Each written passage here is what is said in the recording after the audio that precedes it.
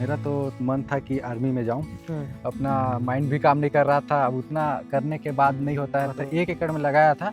Lump sum 2.5 lakh रुपये आसपास मिला था मेरे को। 2.5 लाख से ऊपर ही मिला था, कम नहीं मिला था।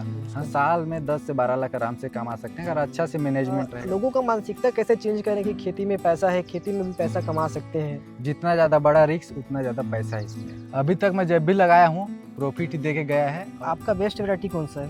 अभी तक का मेरा बेस्ट वैरायटी। तो किसान किस मौसम को लेके चले, टारगेट में लेके चले, किसमें उसका पैसा भी अच्छा बने और थोड़ा सा बीमारी का भी अटैक थोड़ा कम रहे, थोड़ा सा समस्या भी कम आए। तो करेले की खेती के लिए किस टाइप से बेसल डोज बनाए जिसमें अपना खर्चा भी कम आएगा? करेले खेती मेन रहता है कि अपना डाउनी। हाँ, तो डाउनी के लिए मतलब कौन सा स्प्रे करते हैं कंट्रोल के लिए? 1 एकड़ से मेरा टोटल प्रोडक्शन कितना केजी हो जाएगा? 15 टन आसपास। 15 टन। स्वागत है आप सभी का अपने फार्मर के एक नए एपिसोड में। आज मैं हूँ प्रतापपुर जिला सूरजपुर में और इस एपिसोड में हम समझने वाले हैं करेले की खेती के बारे में। इस एपिसोड में हमारे साथ जुड़ने वाले हैं एक ऐसे यंग फार्मर जिनकी उम्र तो वैसे कम है लेकिन पैसा अच्छा कमा रहे हैं, काम बढ़िया कर रहे हैं। ये हमारा सेकंड एपिसोड होने वाला है अपने फार्मर का। अगर आपने पहला एपिसोड नहीं देखा तो जाइए देख के आइए। This episode is oh my god. इस एपिसोड के ख़त्म होते होते आपको पता चलेगा कि जिस चीज़ के लिए आप इतना लोड ले रहे थे, इतना स्ट्रेस ले रहे थे, वो चीज़ तो आपके पास ही है। और एक एवरेज गवर्नमेंट एम्प्लॉय साल भर में जितना पैसा कमाता है उतना आप कमा सकते हैं with in only 3 month. Best opportunity होने वाला है मेक मनी का। आई थिंक इस एपिसोड के ख़त्म होते ही आपको काफ़ी क्लियर हो जाओगे खेती को लेके। अगर आपको खेती में पैसा बनाना है, खेती से जुड़ी इन्फॉर्मेशन चाहिए तो सब्सक्राइब नाउ अपने फार्मर्स। इस एपिसोड में हमने डिटेल से समझा है तो पेन और पेपर लेके बैठो, स्टेप टू स्टेप देखने को मिलेगा। तो enjoy now show. Welcome to अपने फार्मर। संजय सर नमस्ते। नमस्ते। कैसे हैं सर आप? मैं ठीक हूँ, आप बताइए। मैं बढ़िया सर। आपका बहुत बहुत धन्यवाद, आपने हमें एक मौका दिया, हमारी टीम को एक मौका दिया जी जी। आपके साथ एक अच्छे किसान के साथ वीडियो करने का। इसके लिए फिर से आपका बहुत बहुत धन्यवाद सर। बिल्कुल। तो सबसे पहले बात करते हैं सर आपकी जर्नी के बारे में। थोड़ा सा एक्सप्लेन करिए हमारे ऑडियंस को कैसे खेती में आना हुआ और कैसे आप अभी 2-3 साल से लगातार वेजिटेबल फार्मिंग कर रहे हैं, अच्छा पैसा भी बना रहे हैं जी। और अभी सर आप बताया मेरे को ऑफ कैमरा कि आप अभी अपना रकबा भी बढ़ा दिए हैं, क्षेत्रफल बढ़ा दिए हैं। थोड़ा सा अपने बारे में बताइए ना। तो मेरे बारे में बात की जाए तो मैं अभी फर्स्ट में मतलब कि पहले कंपटीशन की तैयारी कर रहा था। हाँ। जॉब का। तो मेरा तो मन था कि आर्मी में जाऊं, लेकिन आर्मी में बस थोड़ा थोड़ा सिलेक्शन के लिए रुका है। 2-3 साल मेहनत करने के बाद जैसे 2019 में तैयारी करना लग गया था। तो उतना टाइम क्या हुआ कि कोविड में अपना वो जैसे रुका ना, कोविड आया। हाँ, तो टाइम सबका बढ़ते रहा। सबका टाइम रुक गया। हाँ। कि अब सबका 6 पेपर महीने था, बाद 5 एग्ज़ाम महीने था, बाद ऐसे होगा। तो पोस्टपोन होते होते हम लोग का पेपर ही कैंसिल हो गया। जबकि हम लोग पूरा तैयारी करके बैठे थे, एक्स्ट्रा टाइम दे के पढ़ाई लिखाई भी एकदम मतलब ग्राउंड इधर फिजिकल विजिकल मेडिकल वगैरह पूरा क्लियर कर लिए थे, बस रिटर्न बाकी था। रिटर्न के लिए भी हम लोग बता रहा हूँ दिन रात एक कर दिए थे कि अब तो हम लोग को कोई नहीं रोक सकता है, अब अपना सिलेक्शन होना कंफर्म है। लेकिन क्या करें, ऐसे पोस्टपोन होते होते हम लोग का पेपर ही कैंसिल हो गया। फिर उतना टाइम आर्मी में सिलेक्शन नहीं हुआ। और फिर उसमें एज भी लिमिट रहता है ना कि इतना एज के बाद नहीं लेगा। 21 का रहता है एज लिमिट, और अपना 21 से ज़्यादा हो गया। फिर एज लिमिट ख़त्म हो गया। इसके बाद फिर अपना माइंड भी काम नहीं कर रहा था। अब उतना करने के बाद नहीं होता है तो इंसान को कैसे लगता है, आप लोग टूट जान ही जाता सकते है। हैं। मैं हाँ। जानता हूँ अगर हम ही लोग काम कर रहे हैं इतना, अगर हमारे वीडियो में अगर व्यूज़ नहीं आएगा तो हम ही लोग को डिमोटिवेट होगा। तो आप जो भी देख रहे हैं हमारे वीडियोस को लाइक करें, अगर वीडियो अच्छा लगे तो चैनल को सब्सक्राइब करें, शेयर करें। तो ऐसे ही रहा मेरा जर्नी। इसके बाद मेरे को फार्मिंग करना पसंद था। तो एग्रीकल्चर तो इसे मेरे को कुछ कुछ उगाने का बहुत शौक था और मस्त मेरा उगाया हुआ अच्छा ग्रोथ करता था। 1 नंबर प्लांट जैसे है मस्त आता था। तो मैं फर्स्ट में क्रॉप लिया करेले का ही। तो फर्स्ट में लगाया तो 1 नंबर हुआ, अच्छा लगा और पैसा रुपया भी ठीक ठाक मिला था। इसके बाद फिर ऐसे ही कंटिन्यू करते गया। फिर सेकंड में 1 एकड़ में खीरा का लिए थे। खीरा का क्रॉप लेने के बाद उसमें भी अच्छा खासा प्रॉफिट हुआ था। 1 एकड़ में लगाया था, लमसम 2.5 लाख रुपये आसपास मिला था मेरे को। 2.5 लाख से ऊपर ही मिला था, कम नहीं मिला था। इसके बाद फिर अभी करेले का खेती किया हूँ, उसमें 2 एकड़ प्लस में। अब देखते हैं इसमें क्या प्रॉफिट रहता है। और आप लोग वीडियो में बस बने रहिएगा मेरे साथ, बाद बाकी बहुत ही ज़्यादा इन्फॉर्मेशन वीडियो मिलने वाला है आप लोग को। और खाद उद के बारे में पूरा डिटेल से दवाई वाई जितना भी होता है ना पूरा डिटेल से वीडियो मिलेगा। आप लोग बस वीडियो में बने रहिएगा, बाद बाकी कंटिन्यू हम लोग दिखाएंगे क्या क्या करते हैं। तो अभी जैसे आप मेरे को बताया, मेरे को भी बुरा लगा कि आप इतना तैयारी किए लेकिन हम्म, आपका नौकरी शायद नहीं लग पाया। हम्म, लेकिन अब जो है खेती में और जॉब में, अगर हम्म। आपको दोनों में अगर मैं बोलूँ कि अगर किसी एक चीज़ को चूज़ करना है तो क्या चूज़ करेंगे आप? अभी तो मेरे को पहले लगता था कि मैं जॉब करूं, हुँ, लेकिन अब ऐसे लगता है ना कि अब खेती करूं। क्या कि अब ज़्यादातर देखिएगा ना तो हर युवा पीढ़ी मतलब हर युवा व्यक्ति ज़्यादातर कृषि कार्य में आ रहे हैं, मतलब कि सब्जी उब्जी हर उगाने के लेकिन मैं तौर इतना पे। देखा कि हर पढ़ा-लिखा आदमी के लिए खेती पहले रहता है। हाँ। वो गाँव को पहले महत्व देता है, खेती को पहले महत्व देता है। लेकिन अगर गाँव के आदमी को बोले हम्म, कि मेरे को अगर खेती करना है, मेरे को अगर खेती में बिज़नेस बनाना है, हम्म, तो ऐसे घर वाले सपोर्ट नहीं करते हैं। गाँव के लोग अगर गाँव में बोलोगे तो थोड़ा-सा मानते नहीं हैं लोग। हम्म। तो इन लोगों को मतलब लोगों का मानसिकता कैसे चेंज करें कि खेती में पैसा है, खेती में भी पैसा कमा सकते हैं? उन लोग को पता नहीं रहता ना कि खेती में कितना पैसा है। इसमें भी बहुत पैसा है, जितना जॉब करके कमा सकते हैं ना उससे ज़्यादा इसमें कमा सकते हैं। अपने ऊपर है, जितना ज़्यादा बड़ा रिस्क उतना ज़्यादा पैसा है इसमें। और जॉब में तो क्या रहता है, उसको फिक्स अमाउंट रहता है कि सैलरी इतना ही चाहेगा, वो बस साल में थोड़ा बहुत बढ़ता है और इसका फिक्स नहीं है। इसमें जितना ज़्यादा पैसा लगाओगे उतना ज़्यादा पैसा डबल करके देगा ये।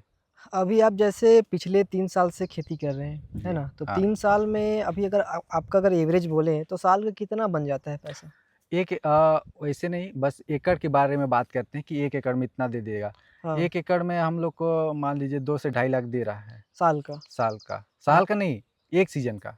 मतलब 1 सीज़न का मतलब हाँ, आपका ठीक 6 महीने का मान लीजिए 1 सीज़न रह गया, हाँ, है ना? 6 महीने का ही मान लीजिए 1 सीज़न। तो मतलब साल में 1 एकड़ से 5 लाख रुपए पकड़ा हुआ है। हाँ, 5 4 से 5 लाख रुपए मान लीजिए 1 एकड़ 4 में। लाख रुपए एवरेज लेके चलते हाँ, हैं, अगर आप 2 एकड़ में करते हैं तो साल का नहीं, कहीं नहीं तो 8 लाख रुपए आपका पकड़ा हुआ है 2 एकड़ में। हाँ, 2 एकड़ में उतना मान लीजिए।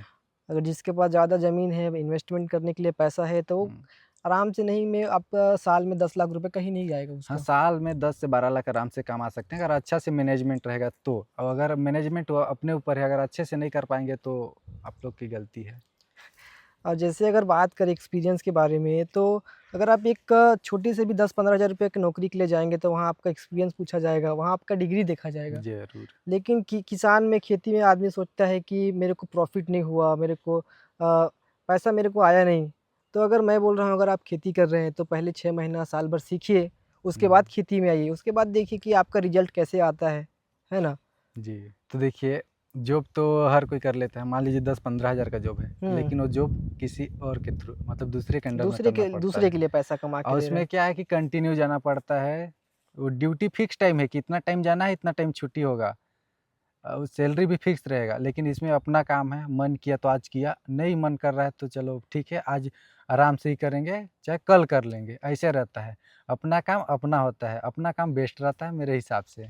मेरे कहने का तो मतलब यही है कि अगर आप दूसरे के काम करते हैं तो वहाँ आप टाइम देखते हैं, लेकिन आप जब खुद का काम करते हैं तो किसी भी टाइम कहीं भी हुँ, मन में आदमी केवल एक ही काम लगे रहे कि हाँ मेरा काम रुका हुआ है, ये होना चाहिए।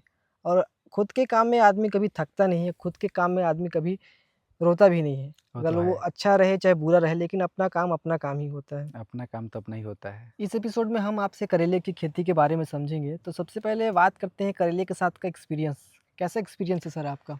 अभी तक एक्सपीरियंस की बात की जाए तो मैं 2-3 साल से कर रहा हूँ और हुँ, फर्स्ट में पहला क्रॉप ही मैं करेली ही लिया था, छोटा वाला जो है। अभी भी वही है ना? अभी भी वही लगाया हूँ।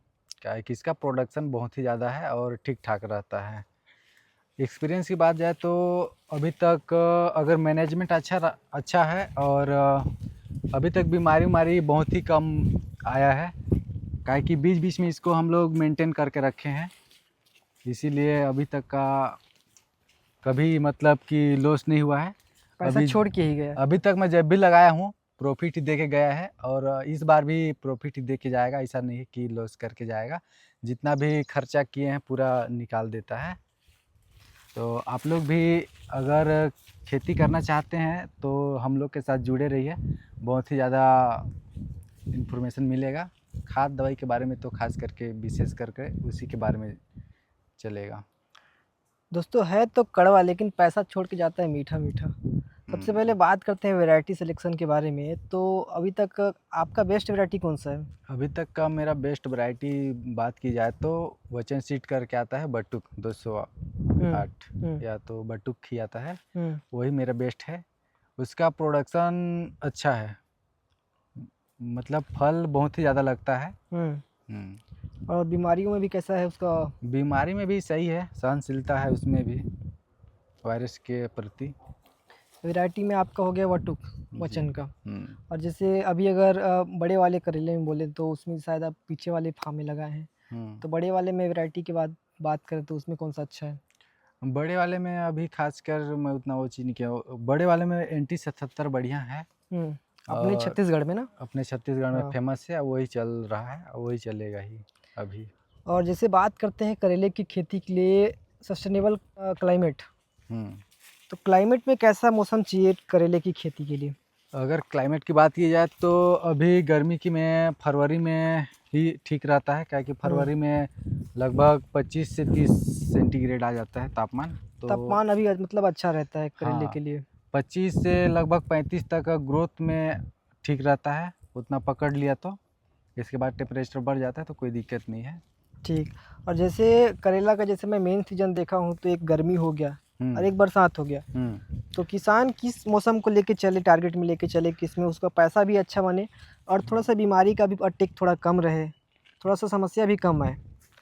अगर इसके बारे में अगर देखा जाए तो अभी गर्मी में ही बेस्ट सीज़न है। इसमें बीमारी बहुत कम लगता है और इसमें रेट भी फर्स्ट में अच्छा खासा मिल जाता है और लास्ट में मिलता है, बीच में थोड़ा सा डाउन हो जाता है, क्योंकि बीच में सब साइड चारों साइड से खेती करते हैं तो सबका निकलना स्टार्ट होता है थोड़ा थोड़ा, तो मार्केट में भी भरपूर मात्रा में हो जाता है, इसलिए रेट डाउन हो जाता है। प्रोडक्शन ज़्यादा होता है सब साइड तो रेट नीचे हो जाता है।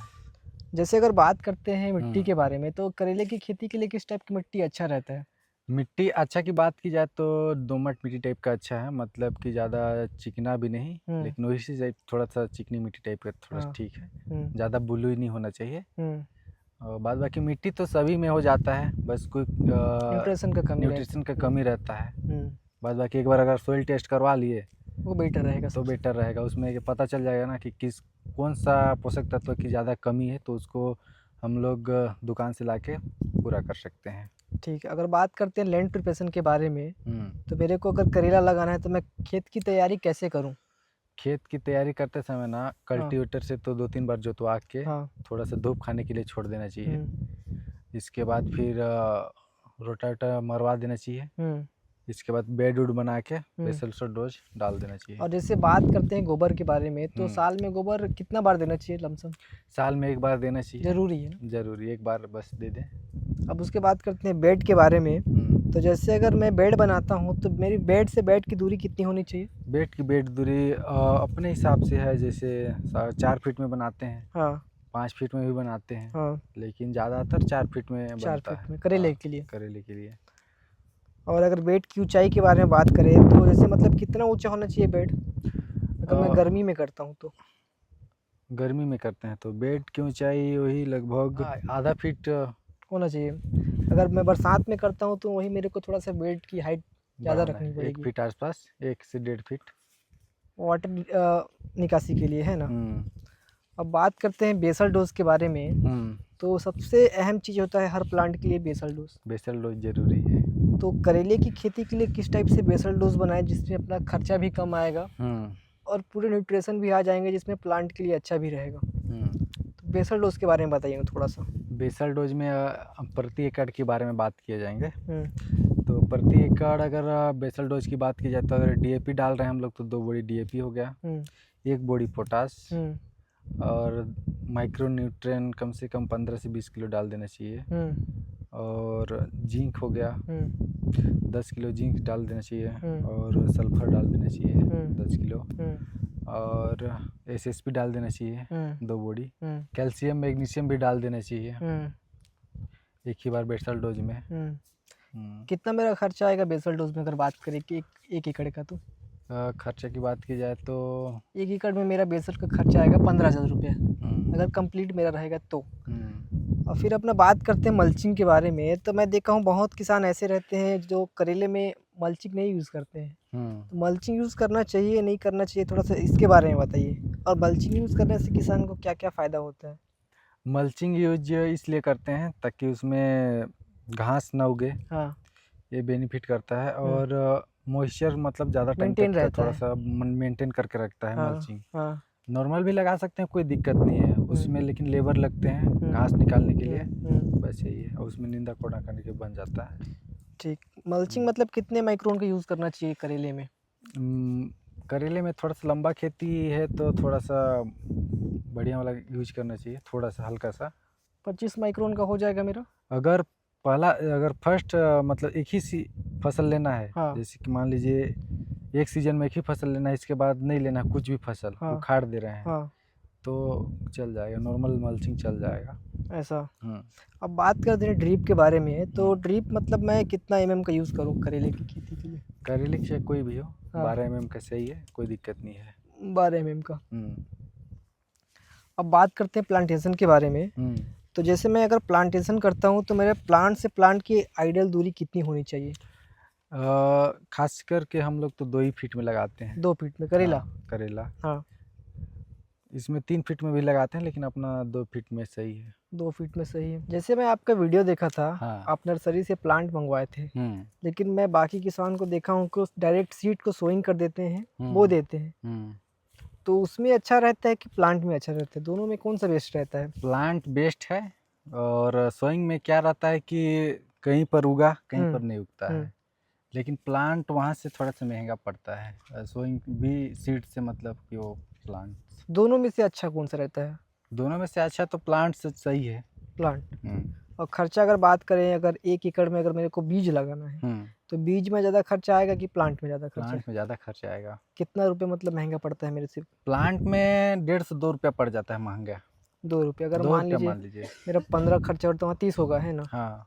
लेकिन अच्छा मतलब आपका जो जर्मिनेशन का जो रहता है वो मतलब आपका झंझट नहीं रहेगा। हाँ, जर्मिनेशन का झंझट नहीं रहता है उसमें, बहुत जगह उगता है, बहुत जगह नहीं उगता है। ठीक। जैसे सर आजकल मैं ग्राफ्टिंग का काफ़ी ट्रेंड चल रहा है। हाँ। मैं टमाटर में देख लिया, भाटा में देख लिया, तरबूज में देख लिया, लौकी में भी देख लिया। करेले में भी आता है कि ग्राफ्टिंग सर ऐसा? करेले में तो अभी तक मैं नहीं देखा हूँ, ऐसा? जहाँ तक। और हाँ। ग्राफ्टिंग प्लांट का कितना फ़ायदा रहता है नॉर्मल प्लांट से? ग्राफ्टिंग में उसका जो समय रहता है ना, वो बढ़ जाता बढ़ है। जाता है ना? हाँ, और प्रोडक्शन में क्या रहता है? प्रोडक्शन भी बढ़ जाता है। और जैसे जब पौधा का समय बढ़ेगा तो प्रोडक्शन भी बढ़ेगा ही बढ़ेगा। ठीक, ठीक। हम्म। और जैसे आपका बीमारी जो हो गया विल्ट, हम्म। उसमें भी अच्छा काम करता है शायद ग्राफ्टिंग? हाँ, ग्राफ्टिंग करता है ना, वो सब टमाटर बैगन के लिए बेस्ट है बेस्ट है ना? ग्राफ्टिंग। हाँ। हुँ। और अब बात करते हैं वाटर इरिगेशन के बारे में। हम्म। तो वाटर देने का कैसा शेड्यूल रहता है, आप जैसे छोटे प्लांट में, बड़ा प्लांट में? तो थोड़ा-सा इसके बारे में एक्सप्लेन करिए ना अच्छे से। अगर वाटर की बात की जाए तो बस मॉइस्चर अच्छे से होना चाहिए, मेंटेन होना चाहिए ना? मेंटेन होना चाहिए, ज़्यादा गीला नहीं होना चाहिए ना ज़्यादा सूखा भी नहीं होना अगर चाहिए। मेरा पौधा छोटा है तो मैं हाँ। दिन में मतलब कितना घंटा उसको पानी दूँ? अपने हिसाब से रहता है, जैसे कि मान लीजिए अगर ये 1 घंटा में कितना वहाँ लीटर पानी डिस्चार्ज छोड़ता हो रहा है, है ना? हाँ। डिस्चार्ज हो रहा है, हुँ, उसके हिसाब से रहता हुँ। है। मतलब मेरी ज़मीन का देखें तो बस मॉइस्चर मेंटेन होना चाहिए। हाँ, मॉइस्चर मेंटेन होना चाहिए बस, बस। बस, हाँ। बस। और जैसे अगर मेरा प्लांट अगर फुल प्रोडक्शन में आ जाता है, हम्म। डेली टूट रहा है, डेली 1 दिन 2 दिन में टूट रहा है, तो उस समय में कैसे देते हैं पानी? पानी हम लोग सुबह देते हैं। सुबह? हम्म। दिन में आधा घंटा 1 घंटा? सुबह दे देते हैं 1-2 घंटा। ठीक। अब बात करते हैं फर्टिगेशन के बारे में। हम्म। तो जैसे मेरा डे 1 से डे लास्ट तक कौन-कौन सा फर्टिलाइज़र, खाद, वाटर सोल्यूबल खाद, स्प्रे वगैरह करते हैं न्यूट्रिशन मैनेजमेंट में? न्यूट्रिशन मैनेजमेंट में अगर एनपीके की बात की जाए हाँ। तो 19-19 देते हैं। हाँ, वो मतलब कब और देते हैं उसको? फर्स्ट में 19-19 चलता है। प्रति एकड़ मतलब कितना किलो उसको डालना रहता है? प्रति एकड़ 2-3 किलो देना 2-3 रहता है। किलो, 3 किलो हाँ, हम ले। स्टार्टिंग में। हाँ, हाँ। उसके बाद? उसके बाद फिर 19-19 के बाद वो 21, वो भी मतलब एक ही साथ वही आसपास चलता है। हाँ, कभी 19-19 दे दिए, कभी 21 दे दिए, ठीक। जो कि नोवाटेक हाँ, आता है। उसके बाद? इसके बाद फिर 1261। 12-61 ये कौन सा स्टेज में होता है सर? थोड़ा सा ग्रोथ ले लेगा, हाँ, जब जब मेरी ब्रांचेस फैलाते रहते हैं। ब्रांचिंग फैलाने के लिए हाँ। रहता है 1261। हाँ, 1140 11 देते हैं। हाँ, इसके बाद फिर जब ग्रोथ हो जाता है हाँ, ग्रोथ लेते रहता है तो उसमें हाँ। हम लोग जैसे ब्रांचिंग है ना, हाँ। उसमें वो भी चलाते हैं, क्या बोलते हैं 1448 नोवाटेक का ही आता है, थोड़ा सा महंगा आता है लेकिन एक नंबर खाद है, मतलब कि ब्रांचिंग खतरनाक देता है। हाँ। उसके बाद फिर से इसके बाद वही फ्लावरिंग स्टेज में आ जाता है, फ्लावरिंग। फ्लावरिंग फ्रूटिंग स्टेज में। इसके बाद उसमें हम लोग वही 05234 देते हैं, हाँ। 13045 देते हैं, हाँ। 0050 वो भी दे देते हैं हाँ। कभी कभी, मतलब जैसे फ्रूट सेट के लिए अच्छे से। ठीक। हाँ, और जब मेरा लास्ट प्रोडक्शन में फुल प्रोडक्शन में आता है उस टाइम? उतना टाइम वही 15-15-30 देते हैं ताकि ठीक। कंटिन्यू बना रहे। ठीक। ठीक। और एक और आता है खाद, हाँ। कोम्पो एक्सपर्ट का है, हाँ। बासाफर प्लस, वो एक नंबर बेहतरीन रिजल्ट देता है। 2 दिन में रिजल्ट दिखा देता है, 2 दिन में ही, एक ही दिन में दिखा ठीक। देता है। और हाँ। जैसे गर्मी में क्या है कि मैं देखा हूँ कहीं कहीं फुल ड्रॉप होता है, हम्म, फल टेढ़ा होता है, तो इसके लिए क्या करते हैं सर? वही कैल्शियम मैग्नीशियम बोरान हाँ। सब कुछ अगर सही से मिल रहा है तो सब सही है। ठीक। हम्म। और जैसे बात करें ह्यूमिक एसिड के बारे में, तो ह्यूमिक एसिड को कब देना चाहिए? ह्यूमिक एसिड फर्स्ट, जैसे कि पौधा थोड़ा सा इतना बड़ा हुआ, हाँ। उतना टाइम एक बार चला देना चाहिए, फिर थोड़ा सा वो बड़ा हुआ, मतलब 15-20 दिन के बाद फिर से चला देना चाहिए ताकि जड़ बन जाए हाँ। और खाद अच्छे तरीके से जड़ से ले ले। अब बात करते हैं डिजीज़ और पेस्ट पे, तो कौन कौन सा डिजीज़ का अटैक रहता है, बीमारी का अटैक रहता है करेले की खेती में? करेले खेती में मेन रहता है कि अपना डाउनी। डाउनी। हाँ, तो डाउनी के लिए मतलब कौन सा स्प्रे करते हैं कंट्रोल के लिए? डाउनी के लिए तो एक्रोबट हो गया, हाँ। एक्रोबट के बाद जेम प्रो मेरी 1 हो गया, इसमें भी कंट्रोल नहीं हुआ तो और भी आता है, एक क्या बोलते हैं उसका नाम भूल जा रहा हूँ मैं, जेम प्रो मेरी 1 हो गया, और भी मतलब है, अभी तो मेरे को याद नहीं है। अच्छा। मतलब लिखा हूँ। और खासकर अगर डाउनी नहीं रुक रहा है हाँ। तो किरारी सोडियम है, हम्म। उसको चलाने से डाउनी रुक जाता है एकदम 100%। ये मेरा हो गया मतलब डाउनी आने के बाद। हाँ, अगर काम करता हूँ प्री कॉस्ट में, तो मेरे को कौन कौन सा स्प्रे ऐसा करना चाहिए जिसमें मेरे डाउनी का खतरा थोड़ा सा कम हो? जेम प्रो मेरी 1 सही है। इसको मतलब कैसे देना रहता है, हफ्ते में या 5 दिन में? 1 सप्ताह बाद, ऐसा? अगर मौसम के हिसाब से रहता है। हाँ। अगर बीच में जैसे कि अभी महंगा वाला यूज किए हैं, हम्म। जेम प्रो मेरी 1 आज चला है, हम्म। कल पानी आ गया, हम्म। तो कुछ सस्ता वाला नॉर्मल वाला चला दिए, सही है। ठीक। जैसे बात करते हैं पेस्ट में, तो पेस्ट में कौन कौन सा कीट का अटैक रहता है? वही ताना छेदक वाला रहता है, तो हाँ। उसके लिए चला और ट्रैप लगा दिए हैं। हाँ। और एक और आता है, जैसे दिख रहा है कहीं कहीं, इसमें मतलब कि कीट उट आया रहता है या तो कीड़ा उड़ा लगे रहता है ना, तो डोरिटो चला देना है। एक साइड से डोरिटो चलाएंगे और एक साइड से गिरना स्टार्ट हो जाता है। ऐसा? हाँ। और बस ये इसको चला दिए, कंट्रोल हो जाता है। और थ्रिप्स वगैरह आता है कि नहीं? थ्रिप्स आता है तो इसमें थोड़ा सा कम आता है। थ्रिप्स का अटैक कम है ना? हाँ, थ्रिप्स छोटा पौधा रहता है तो ज़्यादा आता है, छोटा में वही क्या बोलते हैं, जंप और एडमायर चला दिए तो सही हो गया वो। ठीक। आया था, इसमें भी आया था फर्स्ट में। अब जैसे बात करते हैं स्टेकिंग के बारे में, हाँ। तो 1 एकड़ में मेरा कितना बांस लग जाएगा? 1 एकड़ में बाँस की बात की जाए तो 800 से 1000 लग जाएगा। 1000 ना? अधिक से अधिक। और अधिक से जैसे अधिक। इसका जाली बनाने का जो विधि रहता है, इसको कैसे बनाते हैं? इसको जिग जैक। जिग जैग ना? हाँ, अरे ये ऊपर कैनोपी मैं देख रहा हूँ, आज से पहले मैं तो देखा नहीं था, इसके बारे में थोड़ा बताइए ना। इसके बारे में जैसे कि ये अभी नार जा रहा है, हाँ। इसमें पूरा मचान मतलब पूरा बना ऊपर देगा, कैनोपी बन जाएगा ना? पूरा कैनोपी बन जाएगा। हाँ। तो क्या होगा, तोड़ने में भी बढ़िया, इधर नीचे से फल के झूले रहेगा हाँ। और छाया भी रहेगा। छाया भी रहेगा और हवा भी शायद हाँ, हवा अंदर बाहर चल जाएगा आराम अंदर से। बाहर निकल जाएगा, कोई दिक्कत नहीं है। और बोले तो प्रोडक्शन भी ठीक ठाक आता है। ठीक। और जैसे बात करते हैं हार्वेस्टिंग के बारे में, प्रोडक्शन के बारे में, तो ट्रांसप्लांट के बाद या तो सोइंग के बाद मेरा पहला हार्वेस्ट कब आता है? पहला हार्वेस्ट आ जाता है आपका वही 60 दिन आसपास लग जाता है। 60 दिन ना? 60 से 65 दिन मेरा 60 एवरेज। से 65 दिन लग जाता है, बोलते हैं 55 से 60 दिन, लेकिन ऐसा नहीं है, ज़्यादा चल हाँ, जाता है। ठीक ठीक। और फिर उसके बाद बात करते हैं, अगर पहला हार्वेस्ट में मेरा कितना माल निकलेगा 1 एकड़ में? 1 एकड़ में मैनेजमेंट सही है तो फिर पहला में वही लगभग आपका चल जाएगा 600-700 कुंटल। 600-700 कुंटल। सेकंड में मेरा कितना आएगा? सेकेंड में 1.5 टन आसपास आ जाएगा। 1.5 टन। और थर्ड में? थर्ड में बढ़ जाएगा थोड़ा बहुत। उसके बाद फिर मेरा मतलब एक लाइन में चलेगा। हाँ। तो अगर बात करते हैं प्रोडक्शन के बारे में, तो 1 एकड़ से मेरा टोटल प्रोडक्शन कितना केजी हो जाएगा? 1 एकड़ में हाँ। टोटल वही 15 आसपास आ जाएगा, 15 टन आसपास। 15 टन। और अगर एवरेज रेट के बारे में बात करते हैं तो एवरेज कितना रेट मैं एक्सपेक्ट करके चलता हूँ मार्केट में? 15-16। 15-16 रुपये। और और अगर उससे ज़्यादा भी आ सकता है। एवरेज हम लोग लेके चलते हैं एवरेज 15 लेके रुपये, चलते हैं, हाँ। तो उस हिसाब से मतलब अगर मैं 1 एकड़ में लगाता हूँ तो मेरा 15 के रेट से भी जाएगा, 15,000 किलो का, 15 क्विंटल का। हम्म तो 15 टन का। तो 15 टन का मेरा अगर 15 रुपये के रेट से भी जा रहा है तो 2,30,000 रुपये मेरा टोटल रेवेन्यू होगा। तो उसमें से मेरा खर्चा कितना हो जाएगा? खर्चा अगर सबका देखेंगे कि अलग अलग देखेंगे, जैसे मान लो खर्चा, टोटल खर्चा मेरा पूरा, ड्रिप और ये आपका बांस बस खूंटा छोड़ के सबका छोड़ के छोड़ के छोड़ के वैसे में कम ही लगता है। लगभग 1 एकड़ में 60-70 हज़ार, 60-70 हज़ार रुपये। 70 से 80 हज़ार लग जाएगा। तो उस हिसाब से मेरा ये आपका 1 एकड़ से 1,80,000 से 2 लाख रुपए में बना सकता हूँ शुद्ध 1 से 1.5 लाख रुपया अगर आराम से बना सकते हैं। आराम से ना। 1.5 लाख रुपया आराम से।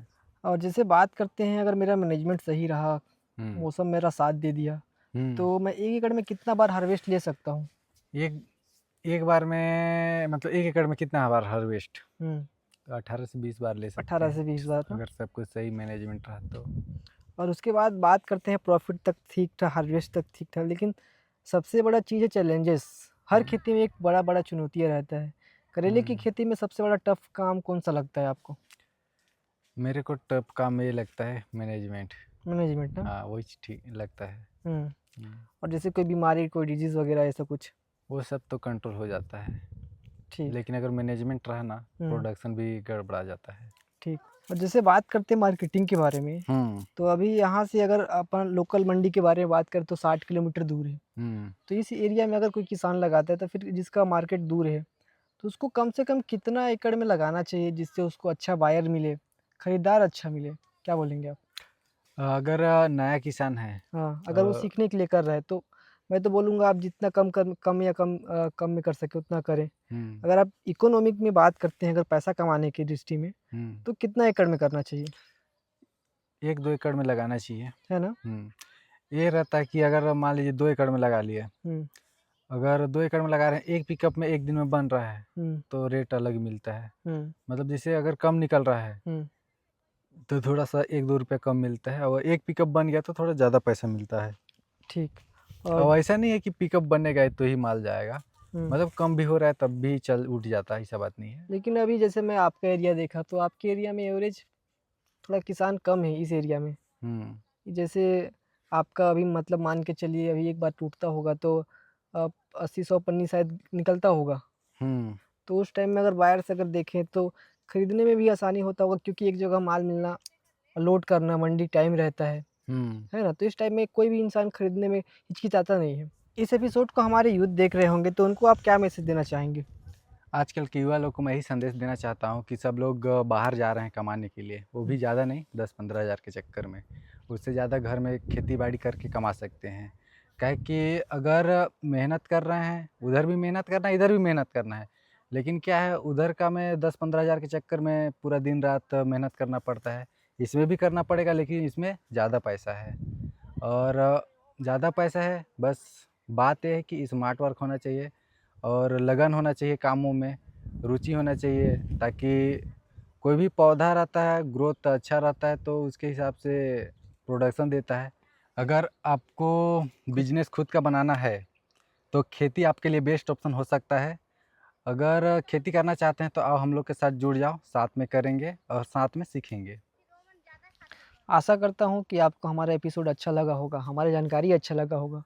अगर अच्छा लगा है तो वीडियो को लाइक करें, चैनल को सब्सक्राइब करें, और नेक्स्ट एपिसोड किस टॉपिक पे देखना चाहते हैं कमेंट करिए, हम ज़रूर कवर करेंगे।